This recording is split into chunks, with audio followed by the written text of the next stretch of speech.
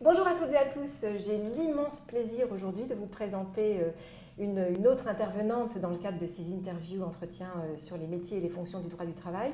Je vous présente donc Sophie Grinspan, qui est comptable unique dans une TPE et qui est également, certains d'entre vous la reconnaîtront peut-être en travers de son nom, qui s'appelle aussi Florilège et qui est Community Manager dans le cadre de ce MOOC Comprendre le droit des contrats de travail. Il se trouve que Sophie, alias Florilège, est une des premières participantes du premier MOOC sur le droit des contrats de travail en 2014.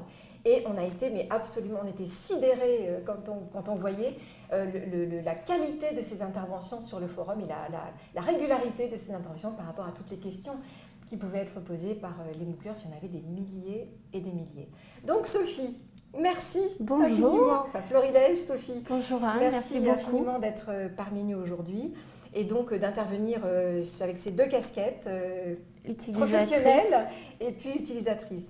Alors commençons peut-être par la casquette professionnelle, même si les deux sont intimement liés. Oui. Et donc est-ce que tu peux nous parler de ton parcours, Sophie ? Alors moi je suis devenue comptable un petit peu par hasard sur le terrain au cours de l'évolution de mon expérience professionnelle. Et ensuite, bien des années plus tard, j'ai voulu un petit peu enrichir mon expérience professionnelle et lui donner une dimension plus théorique. Et je suis retournée sur les bancs de l'école, au CNAM, pour passer le DCG. Et c'est à cette occasion qu'une de mes matières étant le droit du travail, j'ai connu une nouvelle par l'intermédiaire des webconférences qu'elle organisait sur le droit du travail, le droit social, ça s'appelle au CNAM. Et à la fin de l'année, Anne nous a dit qu'elle préparait, c'était nouveau à l'époque, on ne savait pas du tout ce que c'était, un MOOC, où elle nous invitait à la rejoindre. Et donc, évidemment, j'ai couru la rejoindre parce que ça tombait en même temps que l'examen final. Donc, je me suis dit que ça sera une bonne révision. Et puis, j'ai assisté à tous les MOOC ensuite, en 2015, 2016. Ouais. Et puis là, c'est la quatrième... non, c'est complètement nouvelle version, mais je crois que c'est déjà la quatrième année. 4 fois, exactement, voilà. La quatrième année. Alors, Sophie, qu'est-ce que tu aimes dans le droit du travail ? Alors, le droit du travail, avant d'avoir passé cette UE droit social au CNAM, j'en avais un a priori, ça me faisait très peur. Je me disais, oh là là, cette matière va être rébarbative, ça va être horrible. Moi, j'imaginais les tableaux à apprendre, des chiffres, des statistiques, des quotas, il faut tant de salariés, etc. Donc, je voyais ça d'une façon très triste et rébarbative. Et en fait, j'ai découvert que c'est une matière passionnante. Alors déjà parce qu'on avait une maître de conférence qui était vraiment elle-même passionnante, mais pas seulement, c'est aussi parce que la matière elle-même est beaucoup plus intéressante que je l'aurais cru. Et on se rend compte qu'à partir du moment où on travaille avec un contrat de travail, et non pas en libéral, on est concerné, tout le monde est concerné par le droit du travail, que ce soit en tant qu'employeur ou en tant que salarié. Et alors moi je l'utilise, puisque je suis comptable de PME, de TPE même, c'est vrai que les TPE ont rarement les professionnels adaptés pour les aider à se retrouver dans cette jungle qu'est le droit du travail. Et le rôle du comptable, soit du comptable unique ou soit du service comptable, c'est de l'aiguiller, c'est de l'aider à connaître les règles qu'il faut respecter en matière de droit du travail, parce qu'ils ont rarement des cabinets juridiques pour le faire, et sauf en cas de licenciement où c'est un peu particulier, mais dans la vie de tous les jours en général, les TPE n'ont pas de conseiller juridique, et donc le comptable doit lui dire que ce soit pour établir les contrats de travail, que les clauses soient bien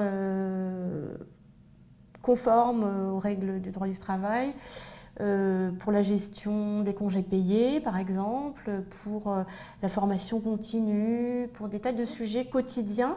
Connaître les règles du travail, ça permet de conseiller la direction qui souvent pêche par méconnaissance. Alors pas toujours parce qu'elle ne veut pas appliquer le droit du travail, mais tout simplement parce qu'elle ne connaît pas les règles. C'est vrai que c'est une matière qui est très dense. Je crois qu'on est un pays où le droit du travail est quand même très très compact. Enfin, il y a beaucoup de règles, elles évoluent tout le temps au gré des différents gouvernements, on l'a vu encore récemment. Oui. Et on ne peut pas, avec la meilleure volonté du monde, savoir tout ce qui se passe, tout ce qui évolue. Et c'est notre rôle à nous de le faire. Alors, on passe souvent pour des empêcheurs de tourner en rond. C'est parce qu'on dit toujours, voilà, ça vous pouvez pas, ça on peut pas le faire, etc. Mais bon, il faut accepter c'est notre rôle, on est là pour ça. D'accord. Après, la direction décide d'en tenir compte ou pas, ça c'est sa responsabilité, mais la nôtre, c'est au moins de lui indiquer ce qu'elle peut faire et ce qu'elle ne peut pas faire. Alors, dernière question que je pose cette fois-ci à Florilège.